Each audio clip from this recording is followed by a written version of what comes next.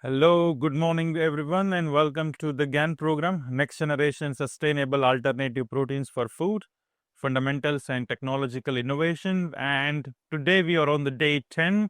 Since you talked about the one important thing we missed, and today I'm going to talk about mycoproteins or fungal proteins in brief.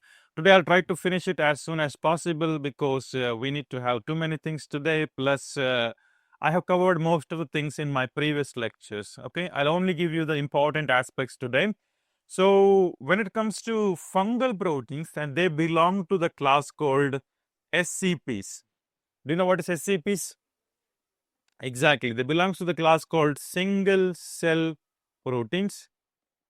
It's simply because, let's say algae, as an example, they also belong to the class single cell proteins because they're individual cells, okay, and they produce proteins individually. If you take plant, they're multicellular in nature and they're all connected each other, and that's another story. So in case of fungi and also bacteria and also microalgae, also cyanobacteria, so we can consider them as single cell proteins because the individual cells are producing proteins independently of other cells, independently of other things present in together with them. So then they can be called as single cell proteins. Bacteria is also a good source of proteins, but I'm not covering that in my lectures simply because I don't think it's well exploited.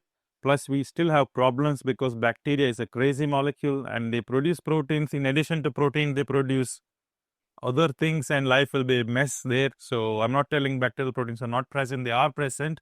I'm not covering in my lectures, but I'm talking about single cell proteins, mainly fungal proteins.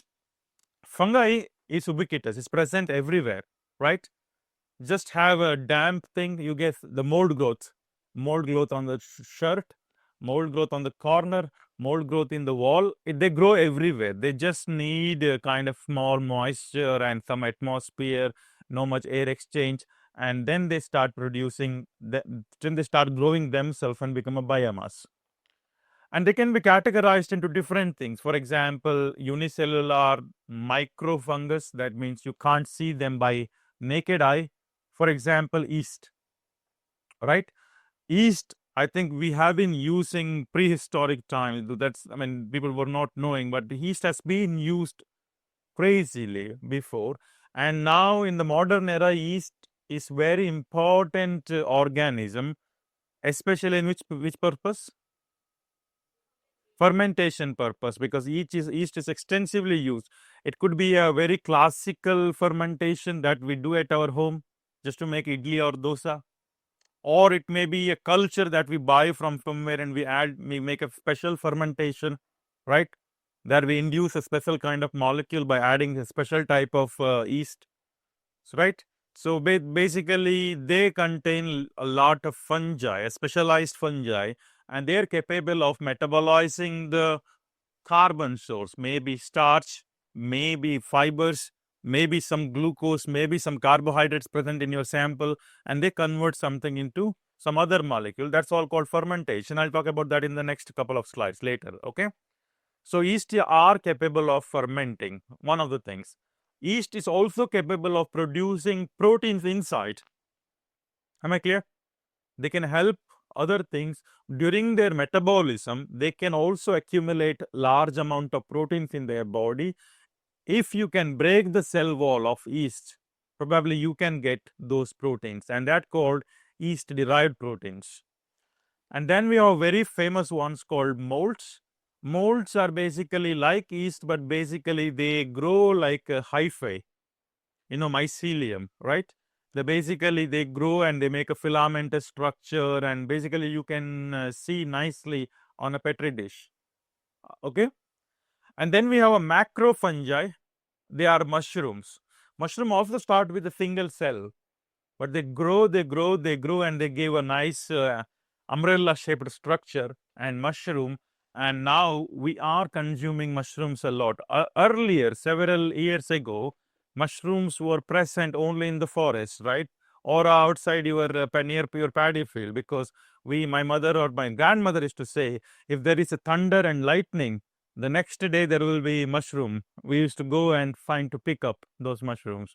But those were sometimes they were very poisonous mushrooms, and it was very, you must have heard about food poisoning because of poisonous mushroom.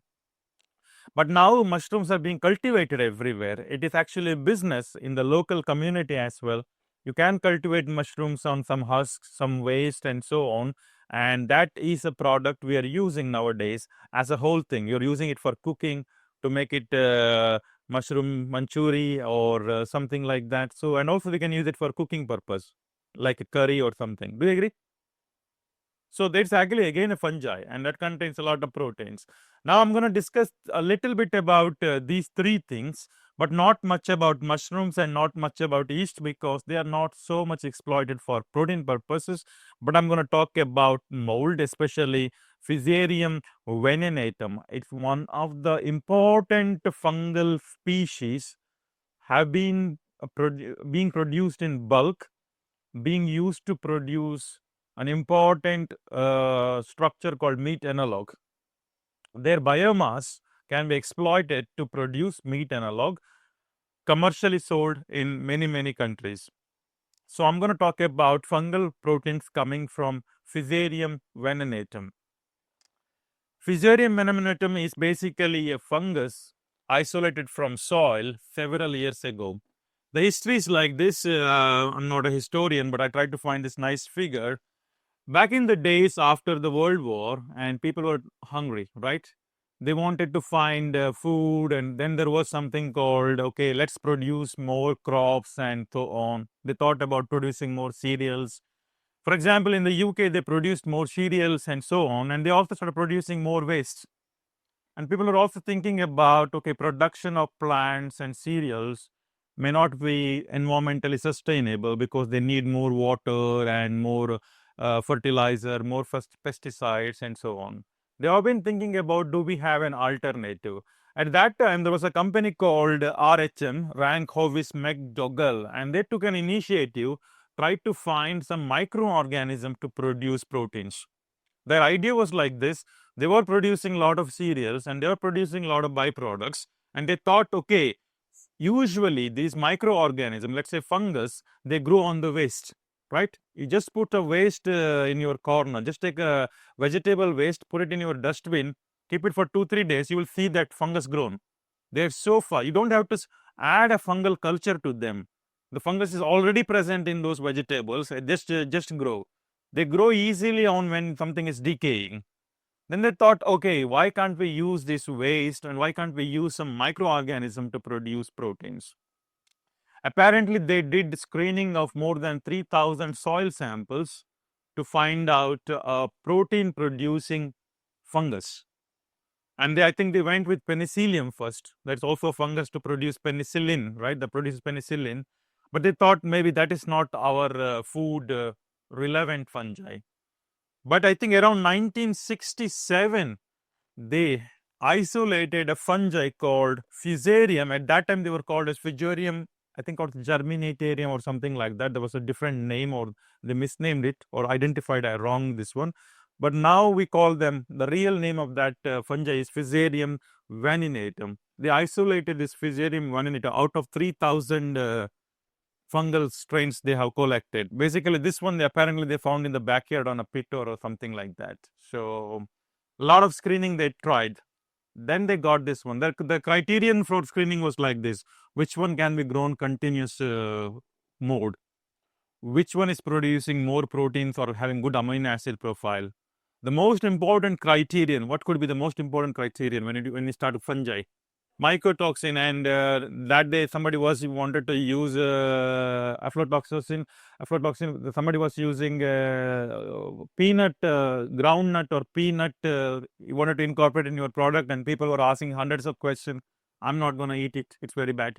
So it's because fungus, they have a metabolism. Most of the fungus, not all, if not all, they produce different kind of mycotoxin, and they're not good for your body. They can do kidney failure, or many things can lead to many kind of diseases. So that's the reason why they wanted to have this one of the important criteria, make sure that they're not producing mycotoxin, because it's very difficult to remove mycotoxin from the food product. Even though they do a lot of cleaning, bleaching, everything, very small amount of mycotoxin is present. And if you continuously eat that food, you might bioaccumulate them and you might have a problem. So that was one of their criterion to get rid of mycotoxin. And based on that criterion, I think they ended up with 20 species. And at the end of the day, they agreed that Fusarium vaninatum is their future. Then between 1970 to 1980, 10 years, you see, 10 years they evaluated their growth, their ability to produce mycotoxin, and some animal trials, and so many things they did. And then finally they found that this is really a cool fungi that bioaccumulates a lot of protein. Dry weight is up to 40%, and amino acid quality is really good. At the end of the day, the strain they have developed or isolated, that did not produce mycotoxin. That's a fantastic thing, right? That did not produce. Of course, there's a lot of, please note that there are a lot of variants in Fusarium vaninatum, and some do produce and some do not produce. One of the variants they developed or they got is devoid of mycotoxin. And between 1980 to 1985, they wrote 2 million word report to the Ministry of Agriculture, UK. You know that how difficult it is to convince the regulatory bodies or the government, because it is something we're talking about 1980s, right? We're talking about 1980s. That time we were eating rice and dal, and if you put microalgae fungi, they would go crazy. This is something completely unimaginable at that time. Now we can imagine at least about insects, right? Right? Now we can imagine at least about cultured meat. Now, if I said 20 years ago cultured meat, I would say, what? No, that is not something I would believe. 1980s people were less educated, at least in some part of the world, and and that was something really new thing. So they had to write 2 million report, and basically they get approval in 1985. The UK government approves it in 1985 for marketing. They believe this is good to go, right? But at that time they were producing in a very small amount, and they partnered up with a company called, I think it's called Imperial Chemical Industries or something like that, ICI, and they could help them with producing them in a large scale. Okay. And then they processed it further, and then they got a protein product which is very analogous to meat, and that is now being sold as corn. It's a trade name. It's actually a meat analog directly coming from mycoprotein with minimal processing, I would say. With minimal processing, they could get a meat analog back in the days from a mycoprotein called Fusarium vaninatum. Am I clear? So now I really want to tell you this history, because now you can imagine they isolated in 1967, they marketed in 1985 or 86, something like that. And then it came to some US market in 2002. Now imagine number of years involved, how much we have to struggle to get a one food product into market. It's very slow and late process. But now things are, I would say now it may be going in 10x speed, because we have dedicated people to do animal studies. Governments know this has to be done. They would give approval quickly. But if you want to market something, it's not happen within 6 months. It's an year-long process, especially to get approval from the regulatory bodies, especially to get approval from the, because they don't know. You are talking about proteins, but they think about, okay, protein is good. What about other things present in that? Is it good for the human being? What happens if they eat for a long term? Any diseases? Any changes in the hormonal? Is there any hormonal imbalance? They need to check so many things, and that takes forever. So I was talking about you can make a startup quickly. You can easily make a startup quickly with known biomasses. But if you're talking about unknown biomasses, you have to be a bit careful. You might end up with some really cool product, but you have to work hard to get that into market. All right. So now I will talk a little bit about Fusarium vaninatum. The beauty of this thing is that there is no mycotoxin, at least in some of the variants, and it has a lot of proteins. In addition to that, it comes with fiber, fat, and carbohydrates. And by dry weight, the protein content up to 45%, which is really good, which is equivalent to soybean seed. Right, dry weight soybean can also have 30-35% seed protein. So it has a very good amount of protein by biomass. So how do we produce it? I'll not go in detail here, just to show some basics. First, they take the cell, the culture, right? The initial culture they will take. And the easiest thing is to do fermentation to produce in large quantity. Fermentation, you know, right? I'll talk about fermentation later. Fermentation is a process where one becomes two, two become three, three becomes multiple. Basically, you're going to do it in a small beaker or in a small test tube, or you can also make it in a very big bioreactor of this room size. Right? It's fermentation basically increasing the biomass content. So, in this case, they do fermentation in special fermentation called submerged fermentation. That means there is more liquid in the ferment. I mean, fermentation can done in three types: submerged fermentation, solid state fermentation. Then it's called surface fermentation, where you grow on the, for example, mushroom cultivation. So three types of fermentation can be done. So apparently, submerged fermentation is scalable. It can be done it in a big bioreactors, so that you can produce in bulk biomass in bulk quantity. So they go for submerged fermentation in this case. But there are some studies also show that you can go for solid state fermentation as well. And they like growing at 28 to 30 degrees Celsius. Usually fungus grows in a cold temperature, bacteria grows in high 37 degrees Celsius, and pH has to be around 6. Then you can get very high biomass. Once you've done fermentation, you get a lot of biomass here. The biomass is nothing but a container filled with lot of fungus, mycelium, or I mean this filamentous fungus, right? But one of the biggest challenges with fungus to use as or bacteria to use as food is that their nucleic acid content, because they usually by body weight they contains more nucleic acid. There is a lot of DNA and RNA, ribonucleic acid, right? Messenger RNA and all these things you have studied in molecular biology. RNA is very important for body to create new things, but if you want to eat RNA, apparently it's not good, because when RNA hydrolyzes, you get purines, and that becomes accumulated in your body, and then it goes to blood, urine, kidney, or something like that, and becomes uric acid, and this will cause kidney stone or something called gout. Basically, you get pain in the joints and something like that. So many problems you will have. So it is recommended that, I think, I don't recall how much is that, 2 grams or something like that per day or something like that. That is a regulation from governments. They say that you can't eat a lot of RNA. If you eat a lot of RNA, you will have a problem. So now basically they are trying to use this whole biomass as food. That means if you eat this whole biomass as food, you're also eating proteins. In addition to that, you're also eating RNA. But RNA, too much RNA is too bad for your body, because that will lead to some diseases.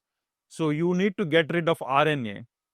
The easiest way to get rid of RNA is heating at 72 to 74 degrees Celsius for 30 to 40 minutes. At this time, what happens is that the fungus cell, they do have their own enzyme, RNase enzyme. They will cleave RNA into nucleotides, right? They cleave the RNA so that there is no problem. Then you can, during centrifugation, they will go off, so that's not a problem. Am I clear? So there is one treatment they do a heat treatment to decrease the content of RNA in the biomass in the end product. That's very important. Otherwise, you will have some problem. And usually, harvesting of filamentous fungi is very easy, relatively easy compared to, let's say, microalgae. Can you tell me why? I'm growing microalgae here. This is microalgae, and I'm growing filamentous fungi. So harvesting fungi is relatively easy compared. Microalgae harvesting is too expensive. Please know, it looks very simple. You talk a big pond containing microalgae, right? You see the ponds containing microalgae. It looks very, a lot of microalgae. It looks super green. How do you harvest this one? Can you put a net and take it? No. Can you take this one? You can take it, but only small amount. But still, a lot of microalgae are left. Harvesting, they can do flocculation, they can do centrifugation. These are all expensive processes. Centrifugation is a very expensive process. You guys are engineers, right? You know better than me. The laboratory centrifuge is very easy. You put a switch and you get some electricity. But if you're talking about centrifuging whole that pond water to get 1 kg of microalgae, how much energy they need? It's very expensive process. But fungal, usually, I think I'm not, maybe I'm wrong here. Apparently, they say 1/3 of the whole total energy consumption go for harvesting in microalgae. It's super expensive. But filamentous fungi, it's easy to harvest. Why? This is long. They're filamentous. Basically, they make a big biomass and basically they can sediment themselves. Or a simple centrifugation can help you to separate the biomass. That's another advantage here. And by centrifugation, you get biomass out and degraded RNA, media particle, everything will be the supernatant. And then they collect it and then they do another important processing called chilling. I hope I have a figure. Yeah. Chilling is very important, basically, in case of mycoprotein processing. Once they get the biomass, that will be very spongy, like a dough kind of structure. All right. And they found that when you do freezing and then thawing, that ice crystal will be located in between this fungal network, the hyphae. And that then if you cook that one later, you get really a meaty structure. It's a processing. Chilling is also processing. So they chill at -10 or something degrees Celsius. So they freeze the whole entire biomass, right? And during that freezing process, there will be change in the structure of the whole entire biomass that will give you the meaty texture. So this is the processing of product. Okay. For meat, basically they add egg albumin, basically egg white they add. And by adding egg white, you basically can get a structure similar to meat. It's not a vegan product because they have to add egg white to get a meaty structure.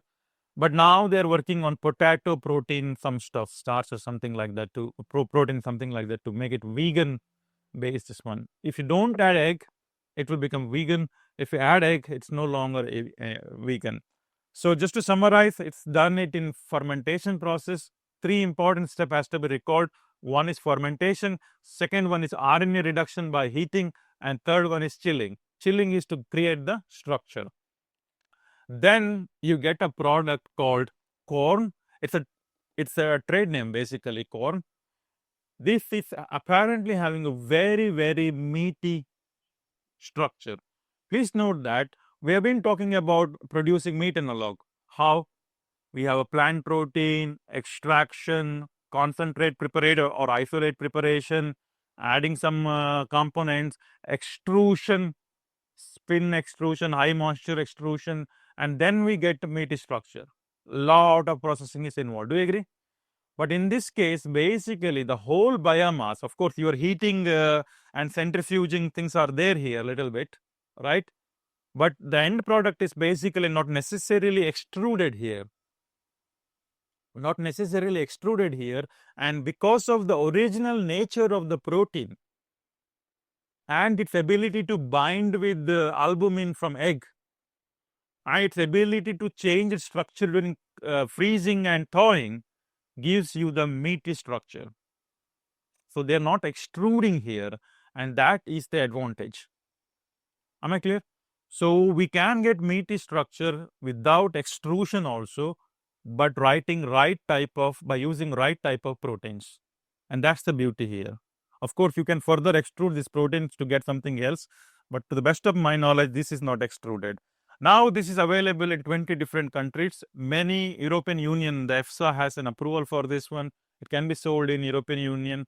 It's available in Australia. It's available in, of course, UK is the country that started this one. I'm not sure it is available in India yet.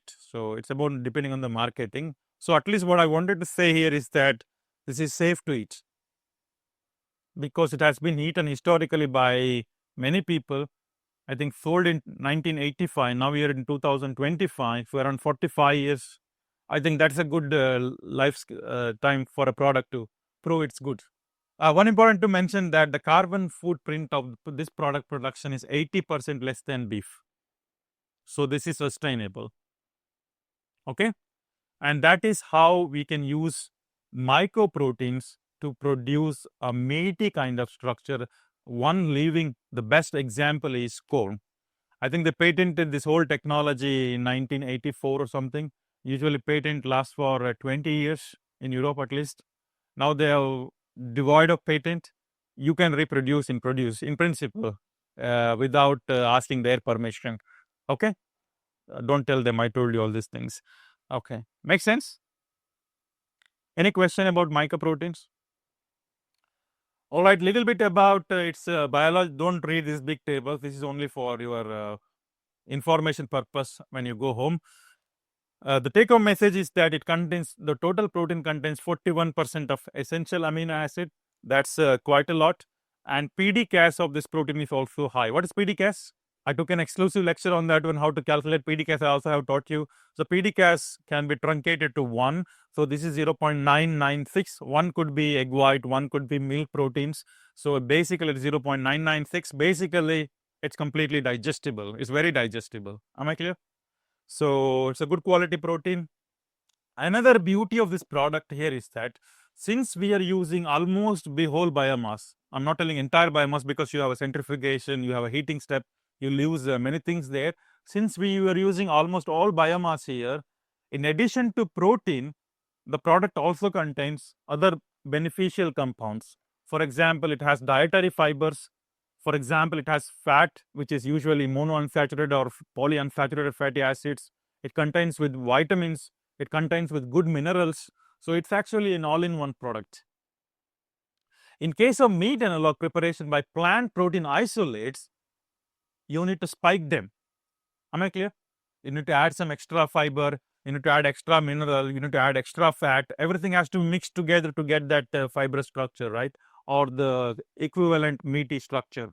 But in this case, it might come by default. I don't know whether they add anything. I could not find that. I didn't read their patent. But since fungi can produce vitamin, since fungi can accumulate minerals, since fungi can produce carbohydrates, so it's a good product in terms of nutrition. I personally never ate this one, just to let you know. I don't know how exactly it tastes. I haven't tasted it yet. Another important thing, forget about this big table.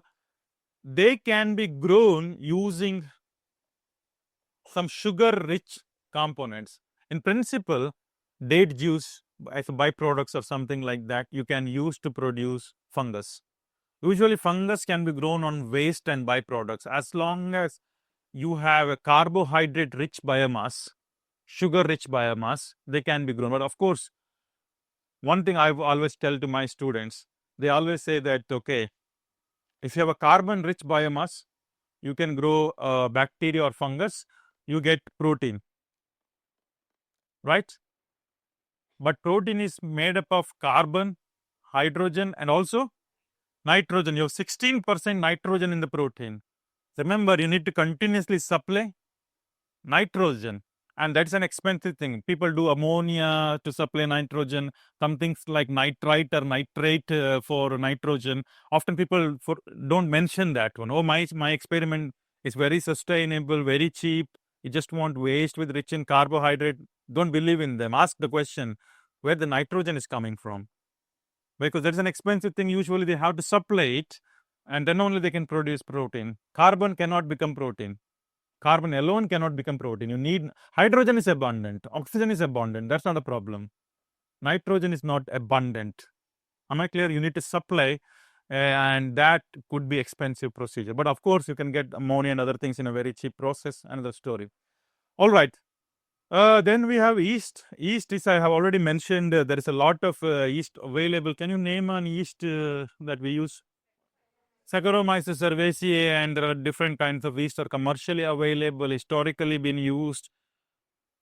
Without yeast, no fermentation nowadays. So it's there, ubiquitous. And just to let you know that that's an important thing in even in the Indian subcontinent, right? We make idli, dosa, and something like that. And in Karnataka, we have a proverb saying that kaiguna, right? Kaiguna means who makes things, the taste varies. If my mother makes dosa, it might get a different taste. If my sister makes dosa, it might get a different thing.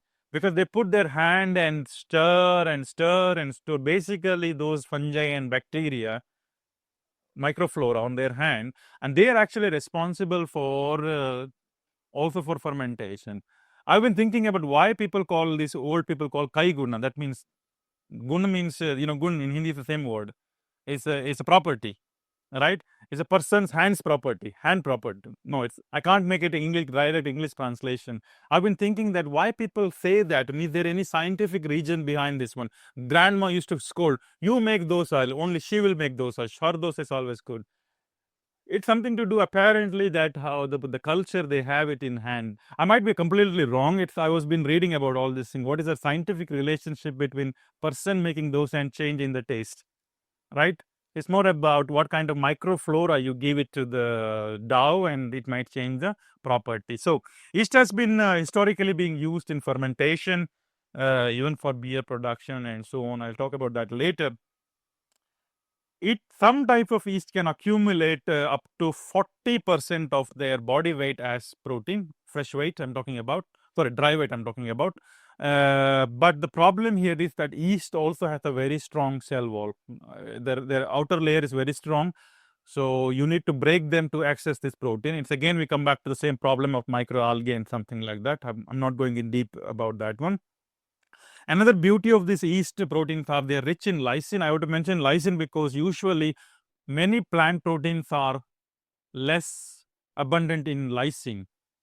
So that is more abundant in yeast. And it meets WHO recommendation.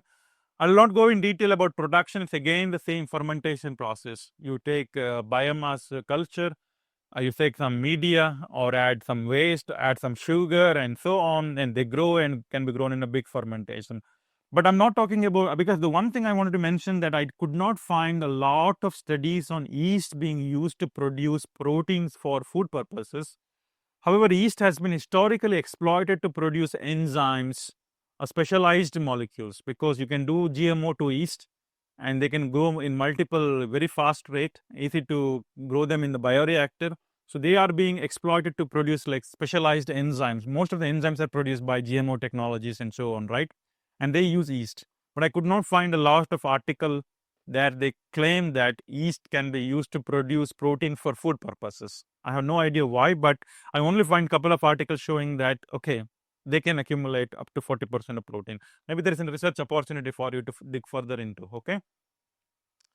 I don't talk again a lot about mushroom here.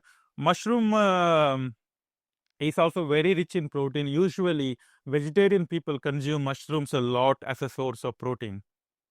The beauty of mushroom is that, for example, if you come to Karnataka, some vegetarian people avoid mushroom because that gives a meaty flavor and meaty texture, right? The mushroom actually has a meaty texture.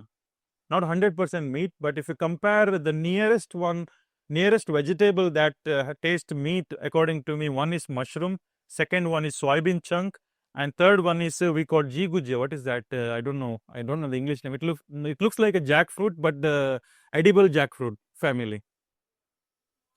A small. It looks exactly like a jackfruit, but not jackfruit. What do we call it in English?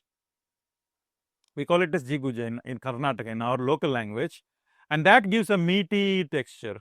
Nothing processing is involved, nothing. They basically having a meaty flavor. So in some communities in Karnataka, they don't eat mushrooms because it's pure vegetarian, right? According to me, it's pure vegan, but they don't consume because they believe it's a meat. But it's not meat, according to me. But of course, I don't touch people's beliefs and cultural practices, though.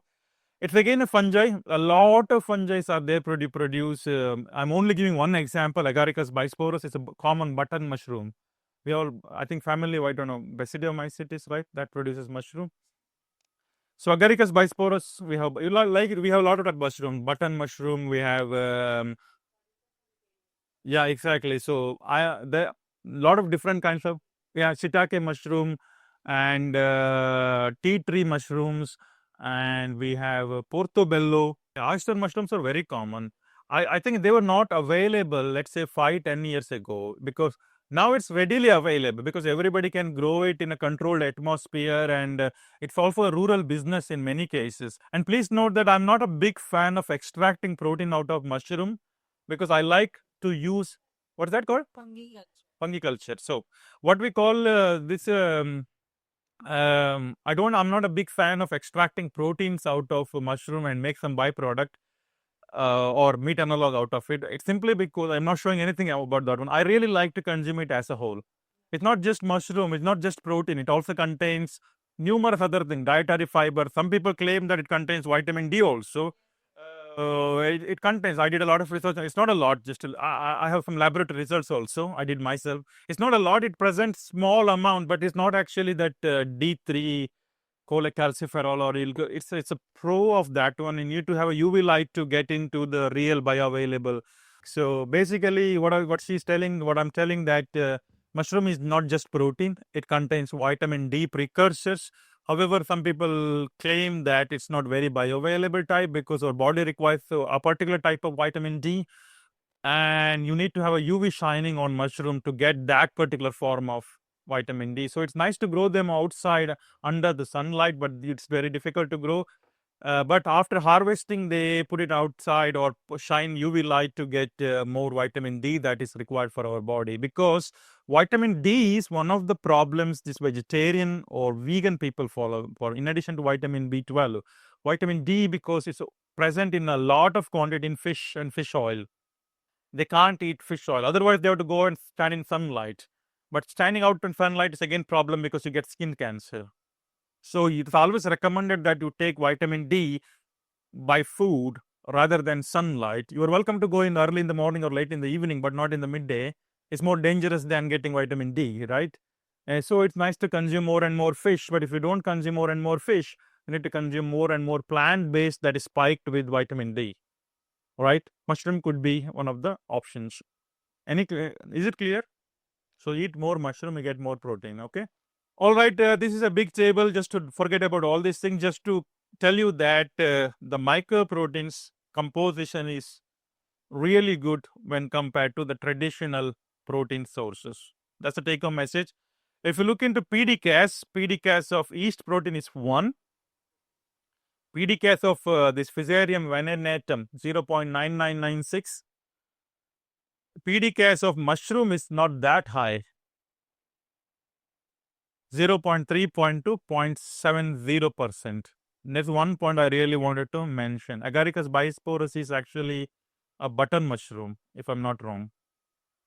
Soybean, some studies show it's more than 0.9, but this study shows 0.5. I have no idea what is right, what is wrong here. But these two data is correct because egg and whole, it's completely digestible. PDCAS is 1. So mushroom proteins are actually less digestible. But mushroom actually has another advantages. I did not take it in detail in this course. Usually they add small amount of mushroom or fermented mushroom to get a meaty flavor. Mushroom has a meaty texture. In addition to that, it also have a meaty flavor. Usually mushroom dishes are more tastier. Garlic mushroom I just bought yesterday, it was really tasty because mushroom, especially those dry ones, contains umami amino acids called aspartic acid and glutamic acid. Sodium aspartate and sodium glutamate, monosodium glutamate, MSG, people thought it's bad. Chinese restaurant syndrome. They banned Chinese restaurant completely because they add MSG. A Maggi noodles contains a lot of MSG. Oh, MSG is bad. I don't know, MSG might be bad, but not yet proven MSG is bad. However, the natural MSG, natural monosodium glutamate or sodium salt of glutamic acid, actually these mushrooms contains a lot of glutamic acid and aspartic acid, and that gives you the umami flavor, the meaty flavor. I did my PhD on that one, just to let you know. So it's really a good source of umami flavor. All right, just to let you know a little bit in brief, because we have 3 types of fungus can be used to produce food. Yeast, microscopic, fungi, the more little bit macroscopic, and mushroom, the really macroscopic ones, and mushroom can be eaten directly. I recommend that one. But of course, you're welcome to take proteins out of them, because if you cultivate mushrooms in liquid culture, they don't become this button type shell. They can become again like a hyphae. Again, they can become a biomass, and that can be used to extract proteins. So the processing is very similar like what we have studied in our processing of insects or plants.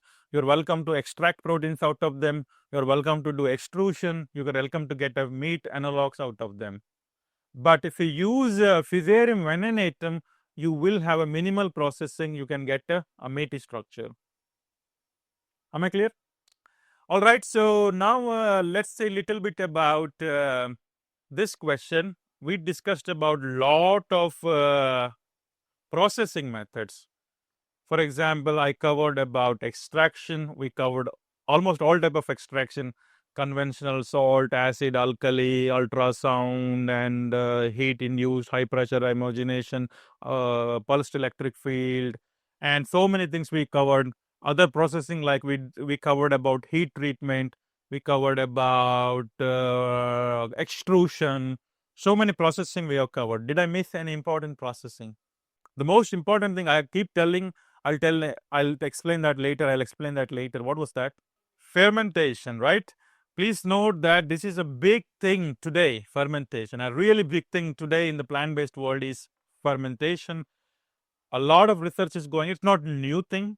Fermentation is being used historically by human being since very ancient time, because microorganism played an immense role in our life.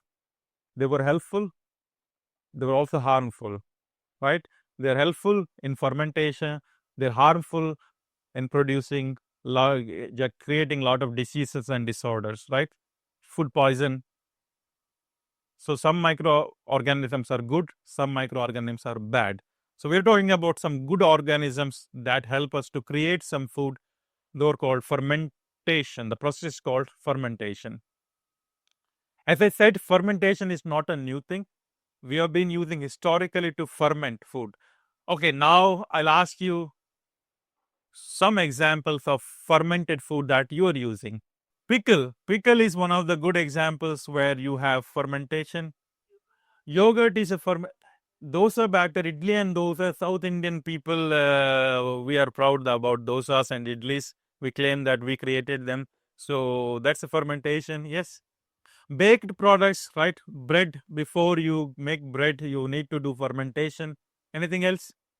Sambal puri and kiddi kaddi is also fermented product. Yes. Sir, pokhal. Pokhar, and you need to explain that to me now. Yeah. We keep the rice overnight Yeah. in water, and Yeah. the next day it becomes fermented, and we take it as a food. Yes, exactly. We call it as Tanglanna in Kannada. So basically, the remaining rice of the previous day will not be thrown in our culture, right? Only in the modern culture we throw them. Especially the boiled rice work in that rice really well, not the polished rices. So what do we do? I mean, I'm recording, so I'm just taking it in loud. What do we do here is that we take this unpolished boiled rice. We produce a lot, but imagine children did not eat that particular day. Rice is left. We don't throw them. We add cold water, right? It's very important to add cold water. So earthen pot, you take it in earthen pot and put it in that and add cold water, because earthen pot has a capacity to maintain temperature. They are cold. And then there is some kind of, I have no idea whether it's a bacteria or somewhat who is doing the job. Basically, the rice will not be spoiled. The rice will be fresh and that gets a different taste. And usually those farmers who goes for farming in the morning, they would eat that and go, because that gives them energy. And we also say that it gives them a cooling effect. It makes you happy and cool. They cool the body. They say that one, and that is an important breakfast in the earlier day. It goes really well with the mango pickle or dry fish or something like that. Yeah. And it has more nutritional value than the rice. Exactly. It has more nutritional value. Probably there is fermentation is removing the anti-nutrients, improving the digestion or something like that. Good. important fermentation. It's in our tradition, right? Good. Sir, cheese. Cheese has a lot of fermentation. Exactly. Cheese maturation takes place during fermentation. Very nice. Yeah. Sauerkraut. Sauerkraut. Yeah. Yeah. Curd. That has a fermented product. Yes. Alcohol. Alcohol. Now it came, right? Alcohol is one of the Nira and other alcohol. The head of the director was telling other day. So alcohol, all are fermented products. You ferment be a brewer's yeast, that something like that they use, and yeah, then you can get beer out of it. All right, whiskey also. So the conclusion is that we have both liquid and solid food matrices and also semi-solid food matrices fermentation. And fermentation is not a new thing. Am I clear? Fermentation is not a new thing. It can be made in a small amount. It can be made in a big bucket. It can be made in a big fermenter. Because the bacteria, the yeast, the fungi can grow in any places provided you give them enough nutrient that they like. Right? You give them a good environment, they grow, they produce what you want. Well, so what is fermentation? By definition, it's a metabolic process that some microorganism uses to break down glucose in the absence of oxygen. That's the one important thing. When you make a pickle, the pickle bottles are closed. You never make a pickle with open, because then you have other bacteria too. And they also say that don't put your finger and be careful and do very. Otherwise, usually pickles last for 1 year, 2 year, 3 years. If you can make it very controlled, then your mother always say, close the cap quickly, close the cap quickly, right? That's what she says, right? With the moisture and the oxygen will ruin your pickle. That's the reason. So they are very careful with how they ferment their product, right? When you make idli and dosa batter, they would tie their mouth. They never keep it open, right? They try to tie it.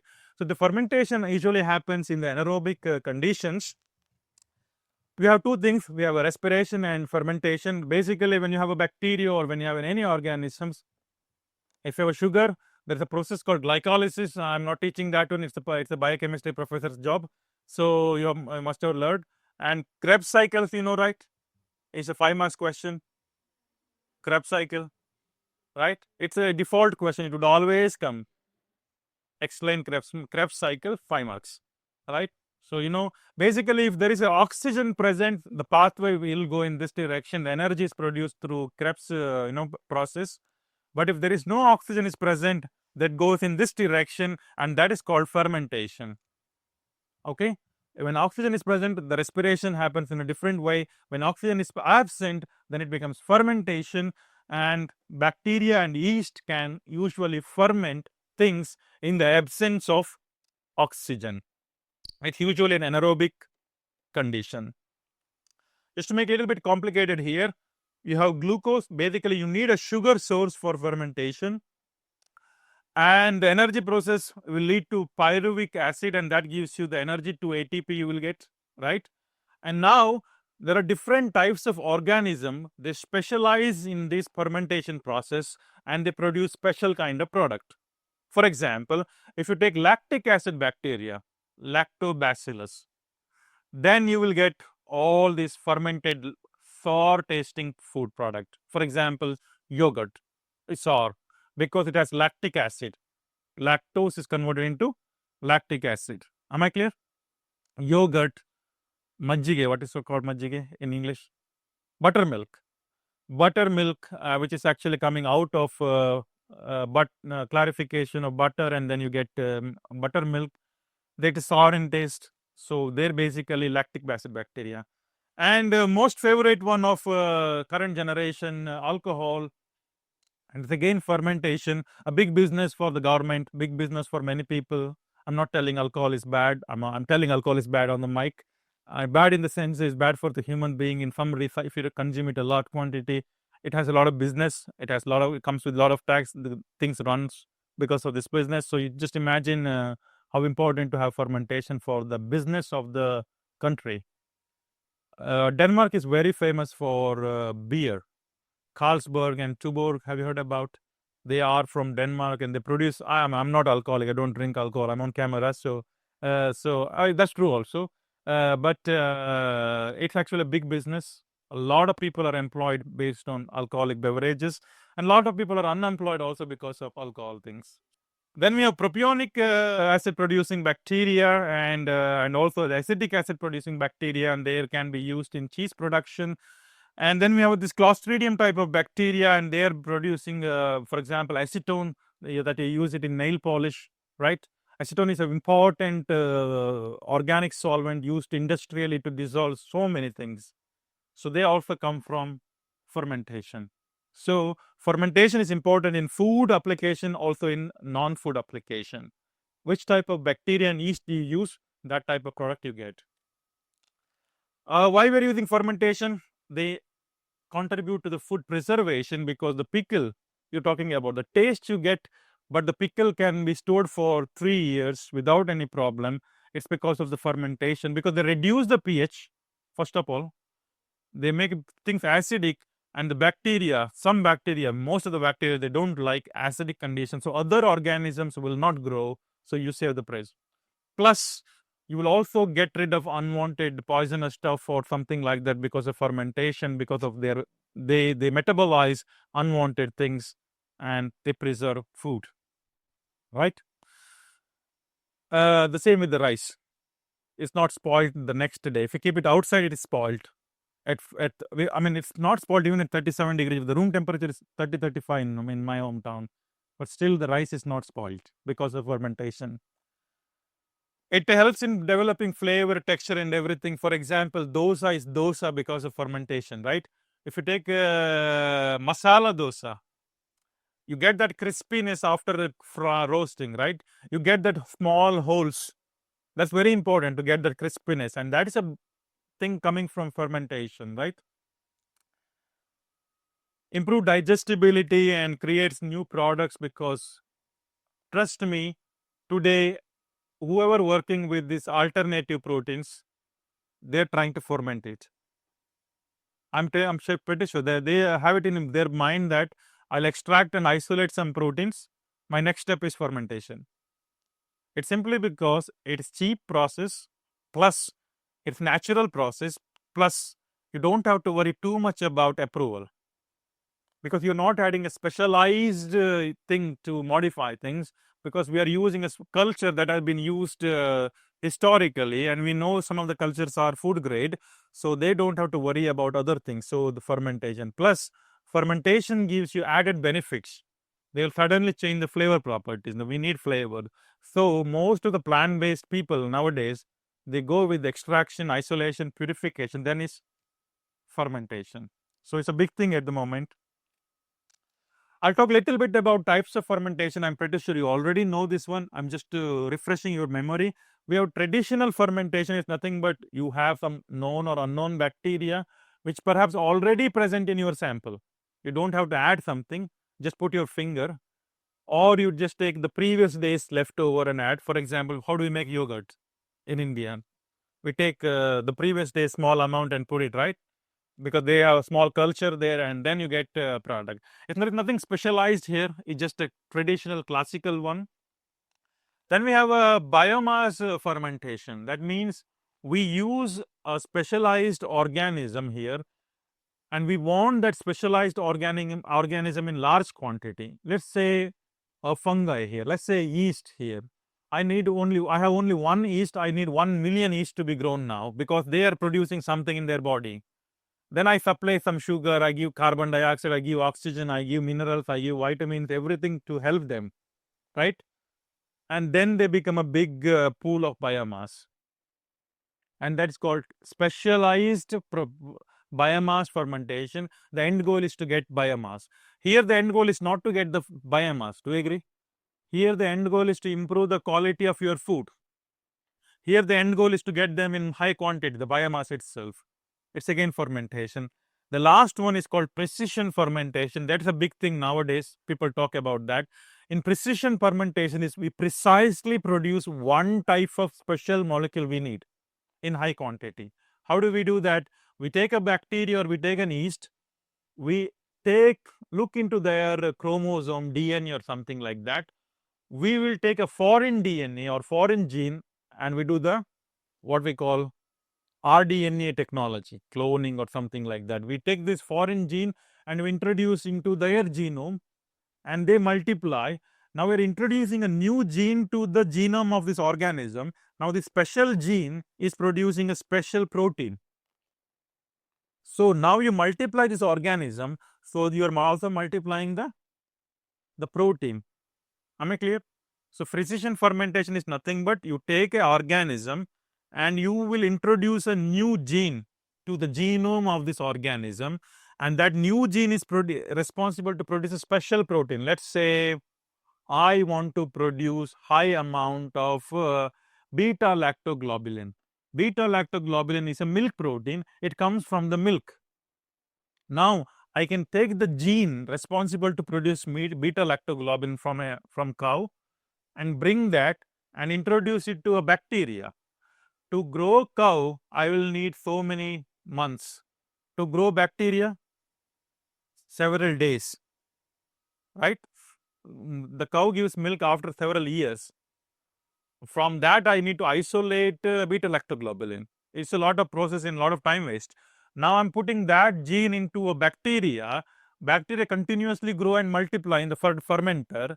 When they grow and multiply, they continuously produce beta lactoglobulin because they have no other job now.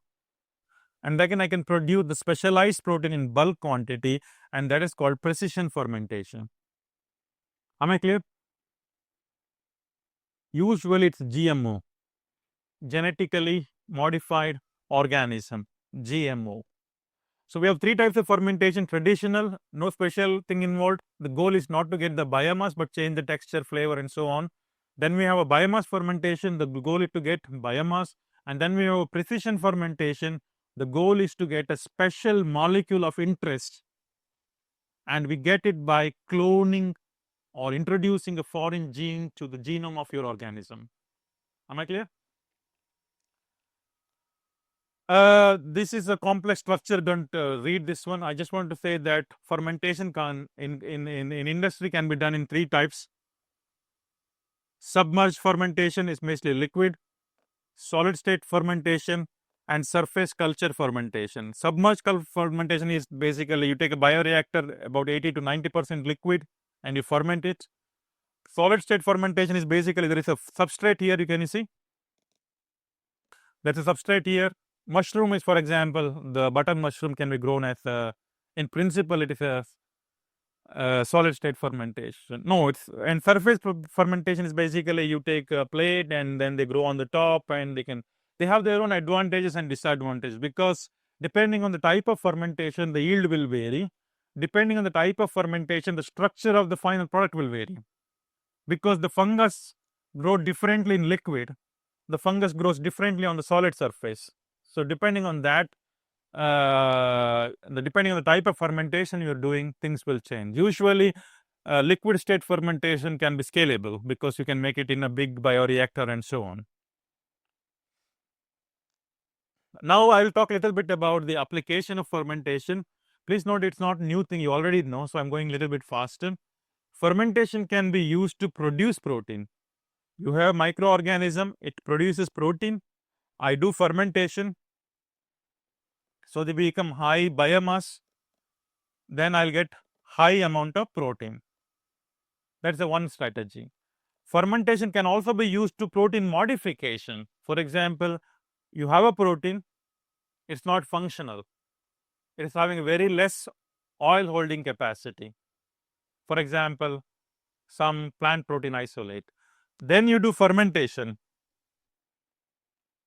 okay, with certain bacteria. Suddenly the oil holding capacity will increase because fermentation will denature the protein. Fermentation will hydrolyze the protein. All these things will change the functional properties of proteins, and that is something you can use. Third one, for other benefit, for example, fermentation can reduce anti-nutritional factors. Fermentation can improve digestibility, right? Fermentation create flavors. So there's a lot of other benefits you will have, and for that reason you can use fermentation. So they have a n number of benefits.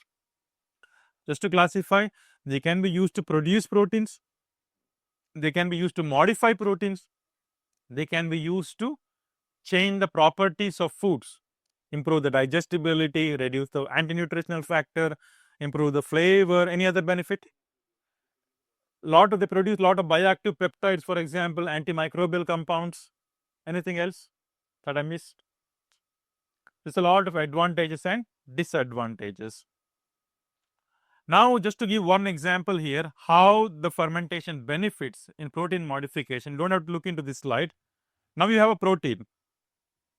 This is three-dimensionally folded proteins. And we studied a lot that usually if the protein is globular and very folded, they have lower solubility, right? And they don't interact with other molecule also because they are completely folded. Now you do fermentation, a bacteria will come into play. What bacteria will do? They do a lot of other things. They release acid, right? They also release enzymes.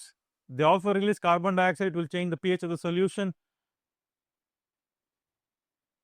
They do release some other bioactive compounds and so many metabolites, right? For example, they're releasing acid.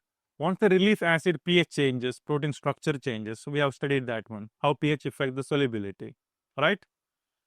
And they release enzymes. For example, they release enzyme called proteases. What is proteases? They break the protein. Now a protease is released by this bacteria. It will give small portion of protein. Now the globular protein was folded. Because it's cleaved, it will open up.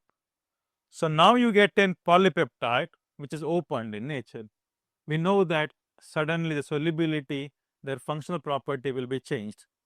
Okay? And sometimes they cleave at the end of the protein, what we call exopeptidase activity, and they get free amino acid. And these free amino acid, for example, glutamic acid and aspartic acid, they give you umami flavor. Sometimes they cleave and they make peptides, gamma glutamyl peptides. And peptides, you know about kokumi peptides? Kokumi peptides, they give a meaty mouthfeel. When you eat them, you get a mouthfeel which is meaty. So they can create kokumi peptides. They change the flavor. Am I clear? So there is a lot of added benefits that the bacteria can give you during fermentation just by changing the protein's functional properties or by changing the protein structure itself. Just to give some highlights here, you can clearly see, I mean, it's a big table. I'm sorry to append a big table. It's not to confuse you, but I'll keep it in the slides so that you can read it later. But the take-home message like this one, you can see that original has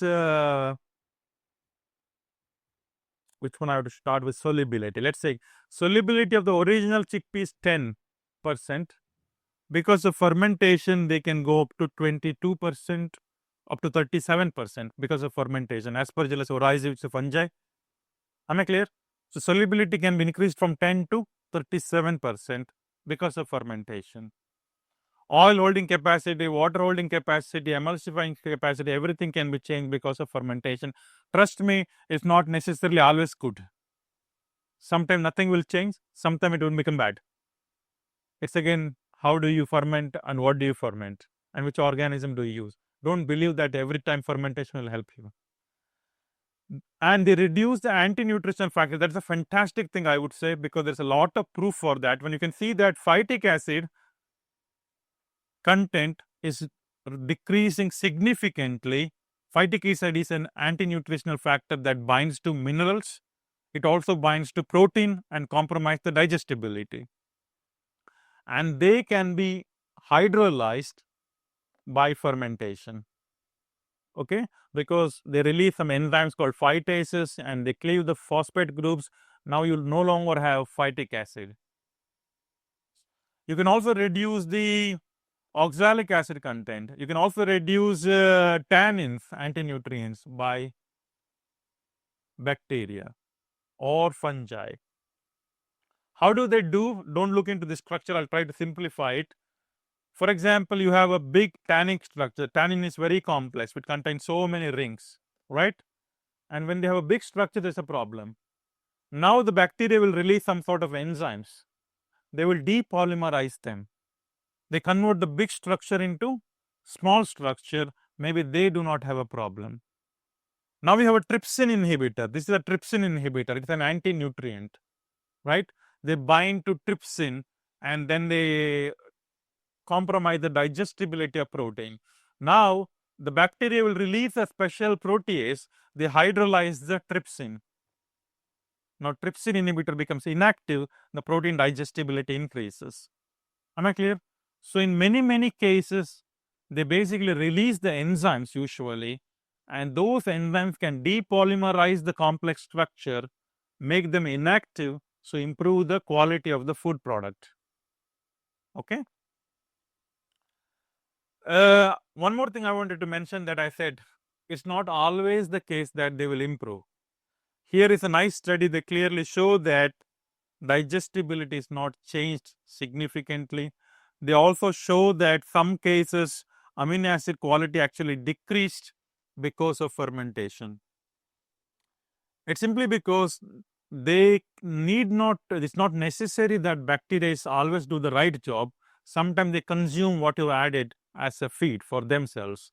Then there is a problem. Sometimes they can oxidize the biomolecule because of producing some unwanted molecules by changing the pH, for example. So it's not necessary that they're always beneficial. Some cases they make no change. Some cases they reduce the quality of the food. So you need to use the right type of bacteria or fungi and right type of substrate. Another important, a very well-known thing is that fermentation improves the flavor properties. Umami and all other things I will already mention. They also produce a non-volatile flavors. That is umami. Sorry, they also produce the volatile flavors that is called, it's all listed here. They produce numerous volatile compounds and that changes the smell. Volatile compounds is nothing but they become volatile and comes to your nose. For example, the smell is also important. When we say flavor, it's two things, tongue and also the nose one. Umami is for tongue, but our nose has to smell something meaty, right? Our nose has to smell something meaty, the flavor one, and that can be produced by fermentation, because during the fermentation they consume sugar and they degrade sugars. They also degrade so many biomolecules and convert this non-volatile biomolecule into volatile fragments. It can be analyzed by GC, gas chromatography, and they produce numerous volatile flavor compounds. We do have a laboratory in our department called Future Consumer Science Laboratory in our department, and we actually measure how the flavor changes after fermentation or something like that. We have trained panelists, for example. These are the trained panelists, and they are capable, they have a very strong nose and tongue compared to us. That means that they can distinguish a small change in the flavor. We can't do it. And they do the blind testing, blindfold testing, and so many things to say, okay, this is the product to go to market. This is a bad, it's having a bitter taste. It is having a umami taste. And that is done more scientifically in the consumer science laboratory. We do have facility for that in our department. We also monitor them in the camera. That means that we have a 360-degree camera just to make sure that while eating, where they close their hand, they made it like this one. What is their facial expression during eating? All this determines the quality of the product, and that can be scientifically measured in consumer science laboratory. Just to give you an idea, there's a beautiful research in this particular area. We don't do it in I mean, you can do it in a very simple way that, okay, you feed to 10 students the product you produced, and the students, based on their mood, it's a good, they like the supervisor, they say it's a good product. We might have some problem, but you can do it in a very controlled and systematic way using consumer science lab. We do surveys for that one also, to make sure that the product is good for children or elderly people and so on. And after this, we will take a break. After this particular session, we'll take a break in 10 minutes. We'll take a break in 10 minutes approximately. Just to give some more success stories about how fermentation is beneficial. Some of the results from our own department here. So we take pea protein and we do fermentation, and we can get cheese structure out of them. And we're going to hear an exclusive lecture about that one. We're creating a new structure with fermentation, flour to cheese. In one of the studies, what we did was, oh, you wanted to take a photo? Okay. So you will find it is in the internet. You just go to type this one and go to our homepage, you'll find it. But you will get an exclusive lecture about fermentation and cheese production. And in this case, they fermented mushroom kind of fungi, and they could get the meat analog out of them. Fermentation to get meat analog. You go to this website, you'll find how they have done it. And now we have about 60 million Danish krona project. That's about 80 crore Indian rupees. Use fermentation to improve the structure of food. 80 crore rupees I'm talking about. So just imagine how much we're getting support to do fermentation in Denmark, also in the world, in principle. It's a really big thing because they can change so many things in the food and they are natural usually. We're not doing a lot of processing here. Fermentation itself is a processing, but we're not introducing chemicals and so on other things. We can change the structure, texture, flavor of the food using fermentation, and that's a project going on this one.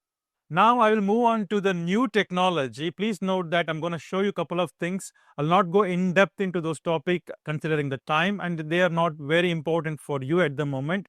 Just to showcase there are other techniques exist to modify or to improve the quality of alternative proteins. Am I clear? I don't go in deep into those subject matters. Please note that at the moment we are getting proteins from plants and insects and something. We are trying our best to create a flavor, texture, or the structure equivalent to what we have been eating historically. That's one of the things. And we also want to create something new so that we can feed to a selected set of people. For example, children, they like food something with some design, right? They like food something with some color. Elderly people, they have some problems. For example, they cannot chew, right? And they need something softer, but with proteinaceous because they're losing muscle. And how do we create these new structures? How do we create these new foods that appeal different sets of people? And there again, technology comes into play. And one of the innovative technology today is 3D printing, right? Have you heard about 3D printing? 3D, three-dimensional printing. Basically, how you print a paper. Letters, how do you print? You use ink, right? You use three different types of ink, and then you can make a multiple different combinations, then you can get a color print. You can print a block. For example, you can print this camera design using 3D printers nowadays, right? You can print this pen using 3D print. Just have to tell the computer the design of this pen, then there will be a molten plastic, then the plastic will come in the inkjet, okay, maybe the colorant in coming in another inkjet, and they all mix together and then it will print. You must have seen that YouTube video. And like that we can actually print the food as well. For example, there's a beautiful video in this YouTube. Unfortunately, I can't append YouTube videos in GAN format. That's the reason I'm just showing the link here. They're trying to show that how the meat structure can be printed. They have a fat inkjet, they have a blood inkjet, and they have a muscle inkjet. Just to give an example, this contains protein, this contains red color, and this contains this contains proteins, rich in protein. This is rich in red color. This is rich in fat. Now you can actually prepare a mix in a different layer using 3D printer. You just have to tell the computer what design you need, and the computer will print that one. That's called 3D printing. Please note that that's what I'm coming to the same point, because when people say taste is important, but they also say that texture and appearance is important. It's more about people getting the appearance. Similar but not the same. Same but different, right? So try to get this appearance somehow. How do we get this red color layer and then white color layer? It's very difficult to create them with by hand or by other things, but 3D printing can print that one. That's the idea, right? Basically, commercial 3D printers are available. Please note that we also have it in our own lab. They're available in a small and also big and so on. It's actually a machine controlled by a computer, exactly like a regular printer, but it has a jet moving everywhere like this one. Please note that it's used also in other industries, not only in food industries. It's kind of a new thing in food industry, I would say. You can print different things. For example, you can clearly see that how you can print soy protein and pea protein and how you can get a texture. After printing, of course, you need to do some modification, you need to do some cooking, everything is there. For at least you can print them layer by layer. That's the advantage here. Okay. Coming back to your question that it's not looking appealing, but in some cases it looks appealing. For example, here they're trying to 3D print potato and yam byproducts. You can see that they can get different designs. Now it is rich in protein and carbohydrates and fiber. Maybe it's good for children. Children love these designs, right? So that is the advantage here. It's not something new I'm talking about.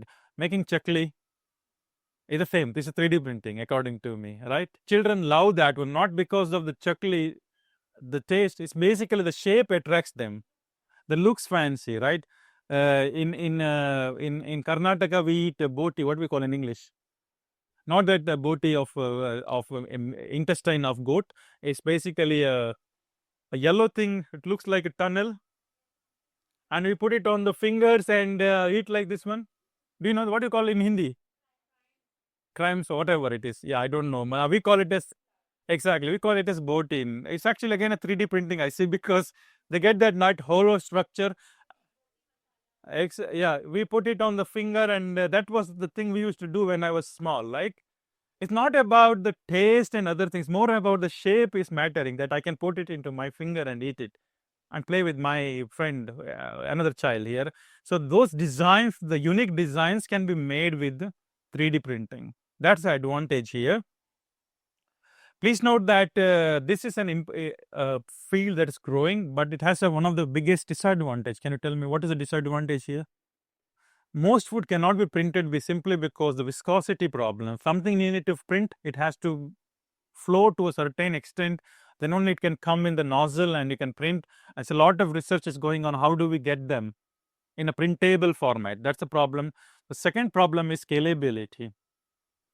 A 3D printer can have this big, maybe of this big, but we are talking to feed the children of entire Indian population. Then imagine how big 3D printing they need. The scalability is a problem today. It can create some really fancy design. You can make a fancy cake out of 3D printer, but how many prints we can make? That's a problem. Scalability is today's issue, and it's again connected to the printability of the ingredient. Not all ingredients are printable. Proteins may be, fat may be, carbohydrate, fibers, no. They say, no, I have a different melting behavior. I don't want to go in a nozzle.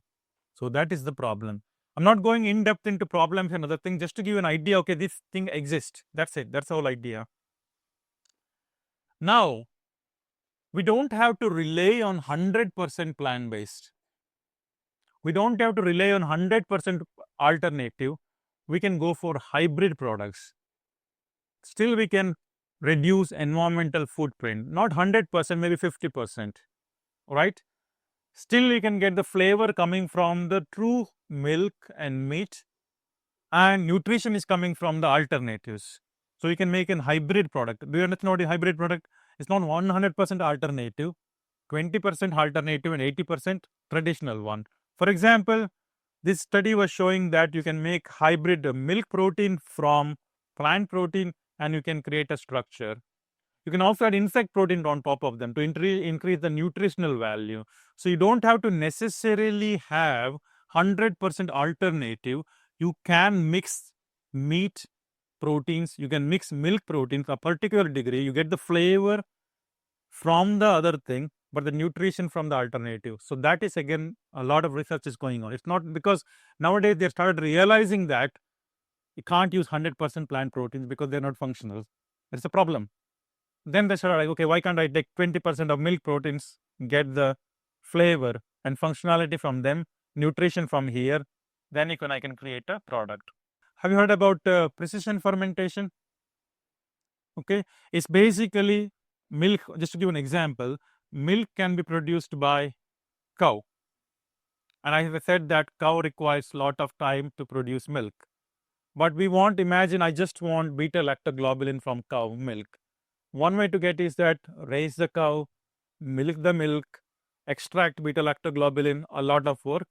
Now they take the gene of beta lactoglobulin, they introduce it to the bacteria.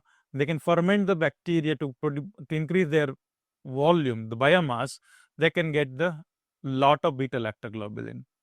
They can also get alpha lactalbumin. They can also get bovine serum albumin. They can also get immunoglobulin. They can also get lactoferrin. You mix everything together, perhaps you can recreate milk without cow. But a lot of research has to be done here because naturally they are originally mixed, but now you're individually mixing them one by one. Milk is not just protein, it has calcium phosphate, it has minerals, it has vitamins, it has water. How do we get the new structure? Research is going on this direction. But in some cases, we don't need whole milk, we just need beta lactoglobulin. Then you can just go for the precision fermentation. But it still comes under GMO category, so cannot be marketed in most of the countries if there is a foreign DNA. But some countries say that if you extract protein out of them, it's okay to market because it becomes ingredient. Am I clear? So the foreign DNA, if it is not there, they are okay. The legislation varies from country to country. Just to give some example about precision fermentation product, there is a company, they're producing egg white proteins, companies producing milk proteins, companies producing heme proteins, because Impossible is the burger company, plant-based burger company. They found that they can clone plant like hemoglobin, which is actually red color pigment. They can clone it on yeast cells. They can produce this like hemoglobin in a large quantity. Now they can use it as a coloring ingredient in plant-based burger. And plus, they also produce a lot of flavor when they cook. So, using precision fermentation, they can produce in bulk. Otherwise, they have to get this in soy root nodules. Soy root nodules has plant like hemoglobin, but imagine how much soy they have to produce to get a small amount of powder. That is not sustainable. Now, they can clone it into a bacteria. They can get it in a fermenter. They can clone it in a fungus. They can get it in a fermenter. They don't have to rely on soy. Am I clear? So precision fermentation is actually doing a great job nowadays to get precise, specific product that you want using microorganisms. There's a huge research scope in this direction in case you have an interest in cell and molecular biology and food science. There is another company in the US called Earth First Food Venture. They are working on lactoferrin, beta lactoglobulin, casein, and egg albumin to get from precision fermentation, and they can be used as food ingredients. Just to talk about environmental sustainability, apparently they're really sustainable compared to real animal-based food product. Less water, less carbon footprint, good for the environment. So what are the challenge of precision fermentation? It's a costly technology. Second thing is you need to be very specific. You need to find out which gene you want to get that particular protein. There's a lot of groundwork has to be done before you get the product. It's not easy. Yeah. Chances of mutations are high, and getting regulatory approval is difficult, right? But once you get an approval, it's actually a big business. Trust me. Because you have the technology, you know which gene to take, you have designed the technology, you have the patent. So once you get into the product level, it's a game changer. Am I clear? It's expensive to make the initial setup. You need to do the genome mining, you need to get the right gene, you need to clone them, you need to mass produce them, you need to make sure that it's not producing unwanted compounds. A lot of groundwork has to be done. Once it is done, once you have that patent in your hand, once you get the regulatory approval, things will run on its own. Now I'll go a little bit about the technology. Somebody mentioned about cold plasma technology. I did not cover. You covered it in the tutorials. So I'll not go in detail again here. I just tell you it's a new technology that being used to process the food, modify the food. Now basically it's a technology to use to kill the bacteria. Cold plasma is nothing but the fourth fundamental state of matter is plasma. You have, what are the fundamental state of matters? Solid, liquid, gas, and the fourth one is called plasma. For example, sun is in the plasma state. It's a mixture of ions, electrons, hot species, everything is there in sun. And you can actually get that in the atmospheric condition, that's called cold plasma. Basically, it contains mixture of ions, light, free radicals, and reactive oxygen species and reactive nitrogen species. How do they get? Basically, they supply air, right? They supply air, and by high voltage, what we call corona discharge. There's a lot of way to produce. I don't go into details here. By different ways, mechanical and electrical processes, you can get plasma discharge at room temperature, and this contains lot of reactive species. The reactive species are reactive. They react with proteins, for example, right? Now, we did an experiment just to show you. We reacted some plant proteins, in this case pea proteins, with cold plasma. What did we observe is that we got a gel, right? Basically, what they're doing is that the reactive species are attacking the proteins. They lead to protein-protein aggregation. Okay, the reactive species attack the proteins, cleave the protein cross-linking. Because you have one protein, you have another protein, you have a reactive oxygen species, they can create free radicals, they can also create free radicals, and they can combine. That leads to the protein aggregation. Now we saw in STS page we are getting more and more aggregates. It was also visible here. The idea here is that these aggregates, if you make it in a really nice way, you can actually create plant-based cheese out of this one. Because in the plant-based cheese, we need protein aggregates, we need protein cross-linking, and that cross-linking can be initiated by cold plasma technology. And the technology can also be used to kill the allergenic moieties. Why? Because there are certain proteins, there are certain amino acids are responsible to trigger the allergenicity because they go and bind to immunoglobulin or something like that. Now you destroy these amino acids using cold plasma technology because they are reactive oxygen species. They can attack amino acids, they can reduce the allergenicity.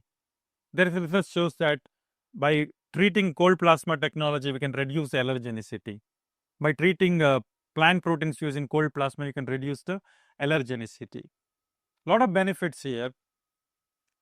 But what is the problem? Protein oxidation is the problem because they work by the principle of producing a lot, means a lot of reactive species. They can benefit you, but they can also harm, because when you have a proteins, you have an amino acid, okay, and they contain reactive species, for example, hydroxyl radical. They can attack them, they can get a new compound, they can break the proteins, they can do so many things, and nobody knows what happens if you eat them. Unwanted molecules, right?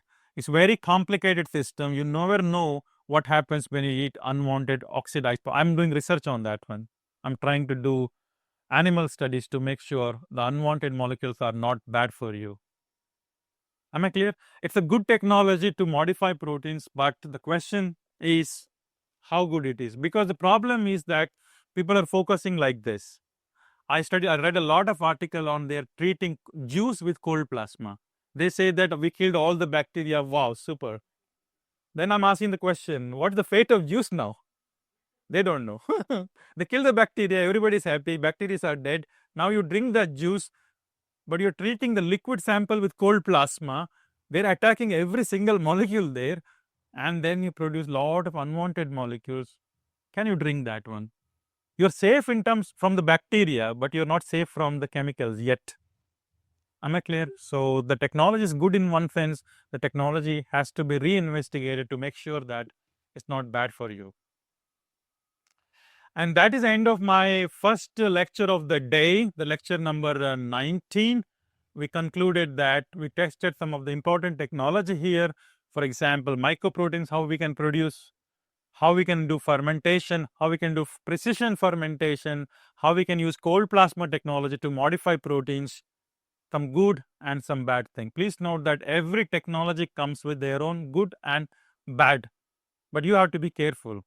Don't sell your product before doing a comprehensive analysis, right? You have to have a scientist in your heart, right? Not only the marketing business person.